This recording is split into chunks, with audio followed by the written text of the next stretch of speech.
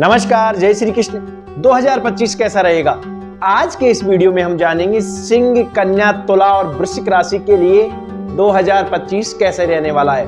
उनका करियर कैसा रहेगा, उनकी हेल्थ कैसी रहेगी, उनकी वेल्थ कैसी रहेगी, लव लाइफ कैसी रहेगी, व्यवसाय कैसा रहेगा, सब कुछ जानेंगे। बने रहे इस वीडियो में। और यदि आप मेष, वृषभ, मिथुन और कर्क राशि के बारे में जानना चाहते हो तो पहला भाग 1 वीडियो जरूर देखें। आज के इस वीडियो में हम जानेंगे कि 2025 आपके लिए क्या लेकर आ रहा है, क्या क्या अच्छाइयां लेके आ रहा है और कौन कौन सी चुनौतियों से आपको सामना करना पड़ सकता है तथा इन चुनौतियों का हम समाधान कैसे कर सकते हैं, ये उपाय भी बताएंगे। तो बात करते हैं और आगे बढ़ते हैं। और आगे बढ़ने से पहले यदि आप मेरे YouTube चैनल पर नए हो तो चैनल को लाइक और सब्सक्राइब जरूर करें और बेल आइकन के बटन को ऑन करना तो बिल्कुल भी ना भूलें। सर्वप्रथम हम बात करते हैं सिंह राशि के जातक। प्रिय मित्रों, 2025 आपके लिए बहुत कुछ लेकर आने वाला है। आपका कैरियर बहुत अच्छा रहेगा, लेकिन शनि की ढैया आपकी राशि पर शुरू होने जा रही है। 29 मार्च 2025 को जैसे ही शनि मीन राशि में गोचर करेंगे वैसे ही आपकी राशि पर शनि की ढैया शुरू हो जाएगी। अब शनि की ढैया यहाँ पर बताती है कि आपको अत्यधिक मेहनत करनी पड़ सकती है, और यदि आपने अत्यधिक मेहनत की यानी अपने कार्य को पूरी निष्ठा और ईमानदारी के साथ किया तो ये शनि की ढैया निश्चित रूप से आपको सुखद परिणाम दे सकती है। लेकिन भैया, शनि तो न्याय के देवता है, शनि तो परीक्षा लेते हैं। आपने कार्य में लापरवाही की, कार्य में आलस्य किया तो शनि की ढैया दुखद परिणाम भी आपको दे सकती है। शनिदेव आपकी राशि के अष्टम भाव में गोचर करने जा रहे हैं और अष्टम भाव होता है प्राइवेसी का, इसलिए सावधान रहे सिंह राशि के जातकों। आपकी प्राइवेसी लीक होने की पूरी संभावना है। आप अपने पासवर्ड को सिक्योर करके रखें। पासवर्ड हो सके तो अच्छे बदल ले और अपनी निजी बातों को किसी के साथ शेयर ना करें। यहाँ पर बैठकर शनिदेव तीसरी दृष्टि आपके कर्म भाव पर डालेंगे, जो दिखाते हैं कि आपको मेहनत करनी पड़ सकती है और मेहनत की तो बहुत अच्छे रिजल्ट मिलेंगे, लेकिन आपने कार्य में लापरवाही की तो आपको अनुकूल परिणाम नहीं मिलेंगे।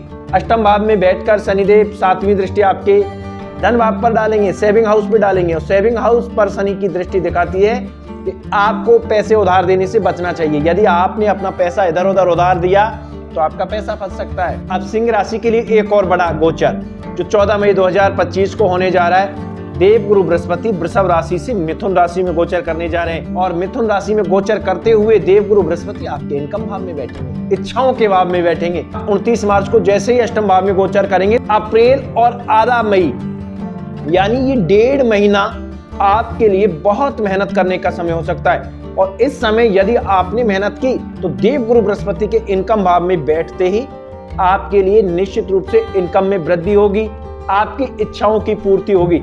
आपको ध्यान रखना है कि अप्रैल और मिड मई तक मेहनत में कतई कमी नहीं छोड़नी। कैसी भी समस्या है, कैसा भी काम करना पड़े, पूरी ईमानदारी और निष्ठा के साथ काम करे। फिर देखिए आपको देवगुरु बृहस्पति इच्छाओं वाले भाव में, एकादश भाव में बैठकर कैसे आपकी इच्छाओं की पूर्ति करवाते। देवगुरु बृहस्पति यहाँ पर बैठकर आपकी 5वीं दृष्टि तीसरे भाव पर भी डालेंगे, जो दिखाते हैं कि मई के बाद में आपके छोटे भाई बहनों का, आपके सिबलिंग्स का आपको सहयोग मिलेगा, आपसी सामंजस्य बना रहेगा। यहाँ पर बैठकर 7वीं दृष्टि प्रेम भाव पर भी डालेंगे। मई के बाद से आपकी लव लाइफ बहुत अच्छी रहने वाली है। यदि आप लव मैरिज के बारे में सोच रहे हो तो मई के बाद में आपका पार्टनर आपको कमिटमेंट दे सकता है। वे दंपति जो संतान उत्पत्ति के लिए सोच रहे हैं, मई के बाद में बहुत अच्छा समय है, वो संतान उत्पत्ति की प्लानिंग कर सकते हैं। एकादश भाव में बैठकर देवगुरु बृहस्पति अपनी 9वीं दृष्टि सप्तम भाव पर भी डालेंगे। सप्तम भाव पर देवगुरु बृहस्पति की दृष्टि दिखाती है कि वे कपल जो शादी के बारे में सोच रहे हैं, शादी होने के बहुत अच्छे अवसर बनेंगे मई के बाद में। और वे विद्यार्थी जो गहन अध्ययन कर रहे हैं या कंपटीशन की तैयारी कर रहे हैं, जुलाई के बाद में सफलता मिलने के बहुत अच्छे योग है। सिंह राशि के जातकों, आपको जो ध्यान रखने की सबसे महत्वपूर्ण बात है कि आपके यार दोस्त आपको नशे की लत की तरफ भी ले जा सकते हैं, तो इस चीज से आपको जरूर बचना होगा।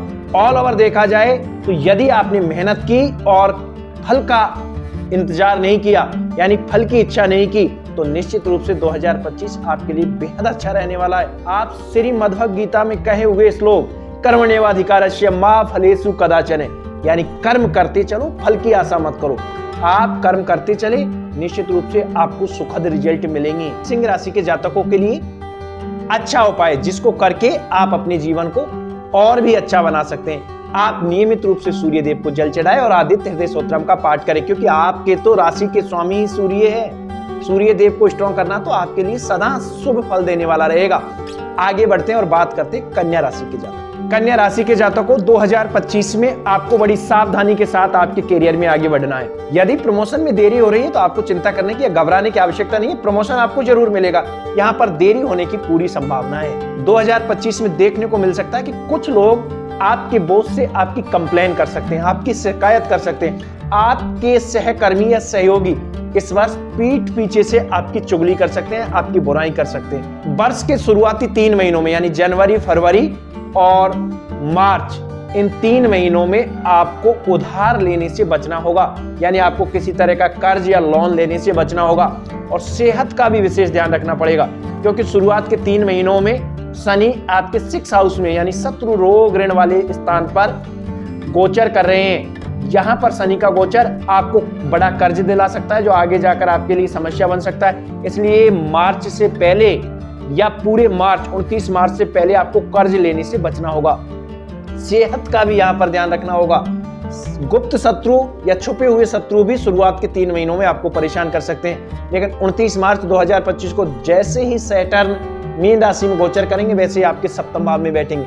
यहाँ पर बैठकर सैटर्न आपके विवाह से संबंधित आपको प्रॉब्लम दे सकते हैं, लेकिन यहाँ पर बैठकर बहुत कुछ अच्छा भी देने वाले हैं, क्योंकि 7वीं दृष्टि जैसे ही लग्न पे डालेंगे वैसे आपको मेहनती बना देंगे। और मेहनत तो व्यक्ति को हर चीज देती है, लेकिन कार्यों में थोड़ी देरी जरूर कर सकते हैं, इसलिए घबराए नहीं। आपका बहुत अच्छा समय आ रहा मई के बाद, 14 मई 2025 से आपके लिए अच्छा समय आ रहा है। जैसे ही देवगुरु बृहस्पति आपकी मिथुन राशि में गोचर करेंगे और आपके लिए 10वें भाव में बैठेंगे, वैसे ही आपको कार्यस्थल पर अच्छे समाचार मिलने लग जाएंगे।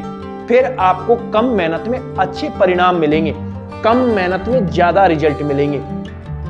देवगुरु बृहस्पति जैसे आपके 10वें भाव में बैठेंगे, वैसे ही वो 5वीं दृष्टि धन भाव पर डालेंगे, सेविंग भाव पर डालेंगे, तो दिखाता है कि सेविंग भी बढ़ना शुरू हो जाएगी 14 मई के बाद में। और यदि लव लाइफ की बात की जाए तो आपके बाबू, आपके सोना आपको कमिटमेंट देने से बच सकते हैं, बहाना बना सकते हैं, कमिटमेंट देने में टाइम ले सकते हैं। जैसे ही सैटर्न 29 मार्च से 7th हाउस में गोचर करेंगे तो दाम्पत्य जीवन में प्रॉब्लम्स देखी जा सकती है, पति पत्नी में मिसअंडरस्टैंडिंग रह सकती है, झगड़े हो सकते हैं। अतः अप्रैल और मई के महीने में आपको अपने पार्टनर के विचारों का पूरा सम्मान करना चाहिए और छोटे छोटे अनावश्यक झगड़ों से बचना चाहिए। कन्या राशि के जातकों, पिता की सेहत का भी आपको ध्यान रखने की विशेष आवश्यकता है। पिता की सेहत नरम देखी जा सकती है। अगस्त और सितंबर के महीने में स्ट्रेस, तनाव आपके जीवन में देखा जा सकता है। स्ट्रेस और तनाव से बचने के लिए आप मेडिटेशन का सहारा ले सकते हैं। आपको पेट से रिलेटेड प्रॉब्लम्स भी रह सकती है। स्टूडेंट के लिए ये वर्ष मेहनत का वर्ष है।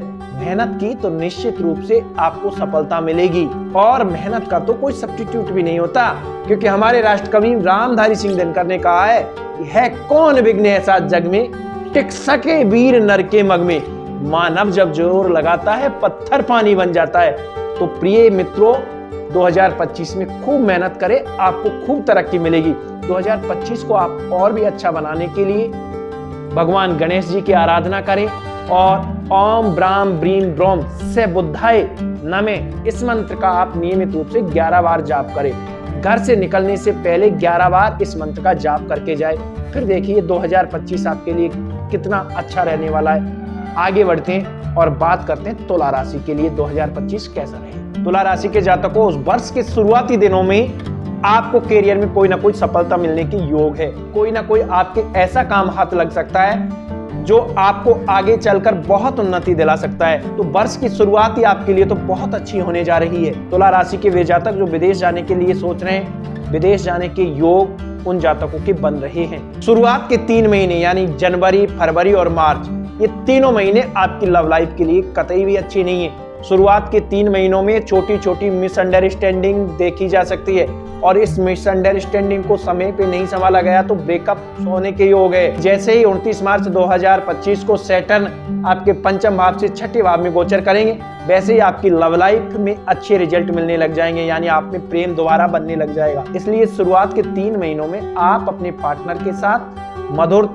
संबंध बनाकर रखें। देवगुरु बृहस्पति भी मई गोचर करने जा रहे हैं और ये गोचर करेंगे भाग्यस्थान पर देवगुरु बृहस्पति का गोचर करना आपके भाग्य को बढ़ाने वाला रहेगा। 5वीं दृष्टि ये आपके लग्न पर डालेंगे, जो दिखाते हैं कि स्पिरिचुअलिटी की तरफ भी आप बढ़ सकते हैं। आपके कार्यों में भी निखार आएगा, आपके कार्यों में भी तेजी आएगी, आपकी पर्सनैलिटी में भी इंप्रूव होगा, लेकिन वेट गेन हो सकता है। इसलिए आप एक्सरसाइज करते रहे, डाइट का ध्यान रखें, वेट गेन होने की पूरी संभावना है। देवगुरु बृहस्पति अपनी 7वीं दृष्टि आपके 3rd हाउस पे डाल रहे हैं। 3rd हाउस कर्म का भाव, 3rd हाउस मेहनत दिखाता है, परिश्रम पराक्रम दिखाता है। देवगुरु बृहस्पति की यहाँ पर दृष्टि दिखाती है कि कम मेहनत में अधिक रिजल्ट मिलेंगे, आपको कम मेहनत में अधिक रिजल्ट मिलेंगे। छोटे भाई बहनों के साथ भी अच्छे संबंध बने रहेंगे। देवगुरु बृहस्पति की 9वीं दृष्टि आपके 5म भाव पर है। मई के बाद में आपकी लव लाइफ बहुत अच्छी रहने वाली है। लव मैरिज के भी योग बन रहे हैं, लेकिन वर्ष के शुरुआती 3 महीनों में आपको विशेष ध्यान रखना पड़ेगा।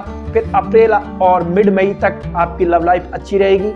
मई के बाद में आपकी लव लाइफ बहुत अच्छी रहने वाली है। लव मैरिज होने के भी बहुत अच्छे योग बनेंगे। वे दंपति जो संतान उत्पत्ति की प्लानिंग कर रहे हैं, मई के बाद में संतान उत्पत्ति के बहुत अच्छे योग बन रहे हैं। बात करें सैटर्न की, तो सैटर्न 29 मार्च 2025 से आपके 6th हाउस में गोचर करेंगे। 6ठे भाव में शनि का गोचर दिखाता है कि आपको लोन लेने से, आपको कर्ज लेने से बिल्कुल बचना चाहिए।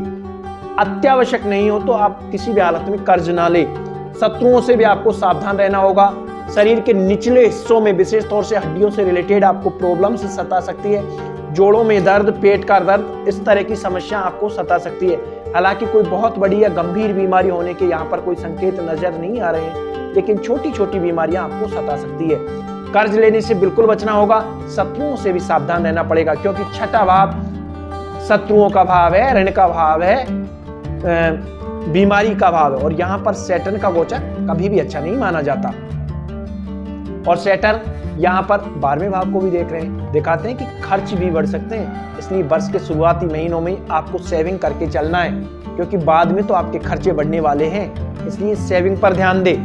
अक्टूबर नवंबर 2025 में आपके पास बहुत सारा वर्कलोड रहेगा और ये कार्य आपको करियर में भी उन्नति दिलाएगा। इसलिए आप इस काम से भागे नहीं, इस काम को पूरी निष्ठा और ईमानदारी से करें। बात करें आपके पार्टनर की, तो आपके पार्टनर की हेल्थ का भी इशू आपको सता सकता है, यानी आपकी पार्टनर की हेल्थ में भी आपको प्रॉब्लम्स रह सकती है, या पार्टनर से आपको गुस्सा झेलना पड़ सकता है। तुला राशि के जातकों, 2025 को आप और भी अच्छा बनाने के लिए शुक्रवार के दिन कन्याओं को भोजन कराएं और हो सके तो नियमित रूप से श्री सुक्तम का पाठ करें। फिर देखिए 2025 आपके लिए और भी बेहतर होता है या नहीं। आगे बढ़ते हैं और बात करते हैं वृश्चिक राशि के जातकों। वृश्चिक राशि के जातकों, पिछले 2.5 साल से झेल रहे शनि की ढैया 2025 में खत्म होने जा रही है।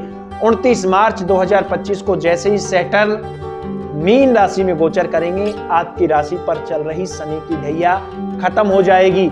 लेकिन यहाँ पर सैटर्न का 5म भाव में गोचर आपके करियर के लिए तो अच्छा रहेगा, लेकिन लव लाइफ के लिए कतई अच्छा नहीं रहने वाला।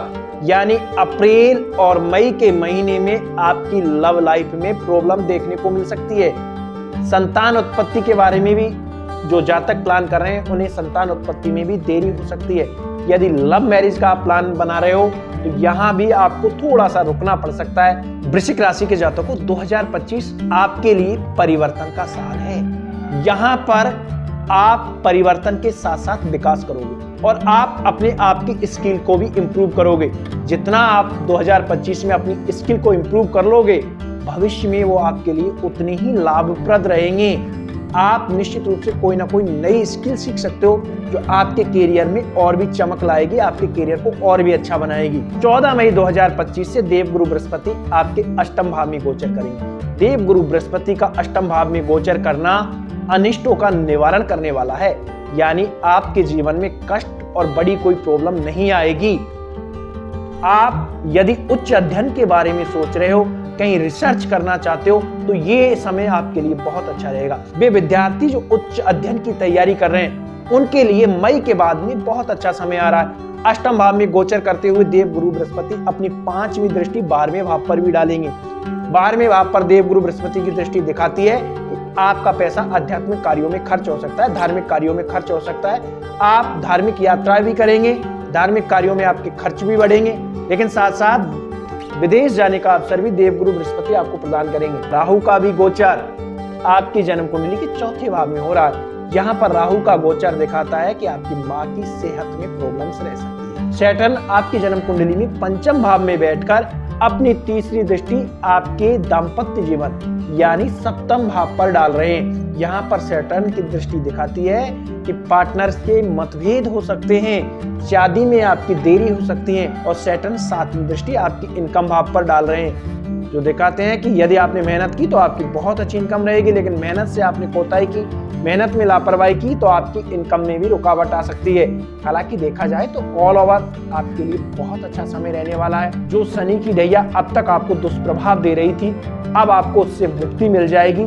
2025 आपके जीवन में निश्चित रूप से कोई ना कोई नया अवसर, नई उन्नति लेकर आ रहा है। आप 2025 को और भी अच्छा बनाने के लिए नियमित रूप से हनुमान जी की आराधना करें, हनुमान चालीसा का पाठ करें। हो सके तो शनिवार के दिन हनुमान जी के मंदिर में जाकर चोला चढ़ाए, ध्वजा चढ़ाए। ये उपाय करके आप 2025 को और भी अच्छा बना सकते हो। आपको मेरे द्वारा दी हुई जानकारी कैसी लगी एक बार कमेंट्स में लिखकर जरूर बताएं। और 2025 में वो आपकी कौन सी इच्छा है जिसको आप पूरा होते देखना चाहते हैं, उसको भी कमेंट्स में जरूर लिखें। जय श्री राधे।